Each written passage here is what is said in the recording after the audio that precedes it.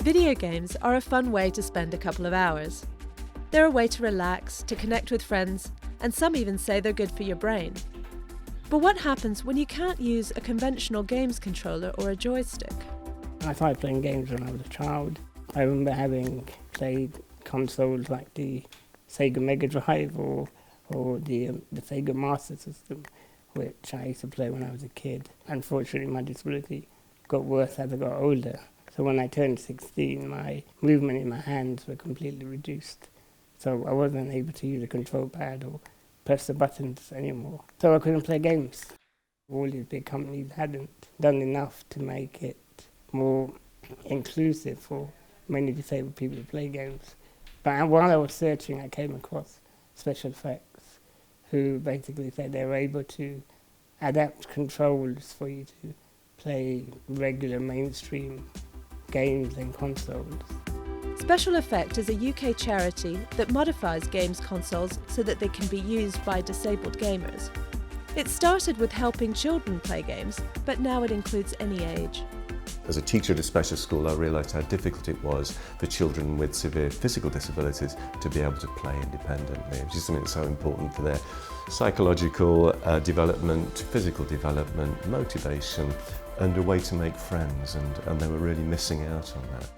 The people that we work with are of any age, they're any disability, they are at any stage of that disability, and they want to do any one of a range of, play any one of a range of games or do any one of a range of creative things. So once you add up all those variables, it comes into the millions. So where we start is with that individual. Say, what do you want? What do you need? What can you do? Modifications can involve anything from installing eye gaze tracking to replacing the springs in a games controller to make it easier to move with a lip or a chin. We tried different switches, tried some games, and I managed to find a solution that worked for me.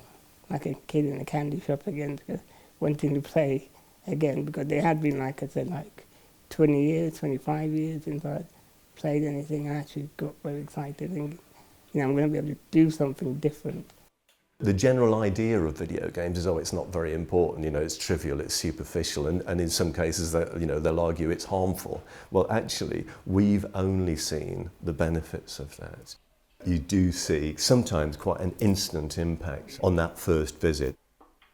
I play games to actually get away from the real world and get away from problems and the things you have to deal with in life, and just play games and just enjoy yourself and just completely forget about everything.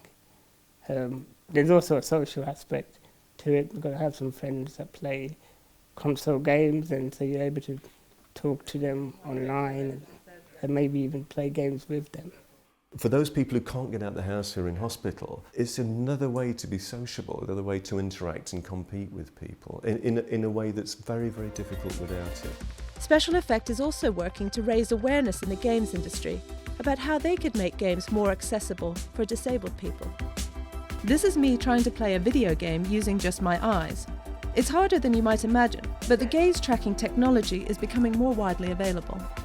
Over time, more and more people from the games industry have begun to approach us for advice on how to make their games more easily playable. Projects like this are a good reminder that, unlike some of the big technology companies, it's not always a case of one size fits all. Technology is especially powerful when it's about the individual.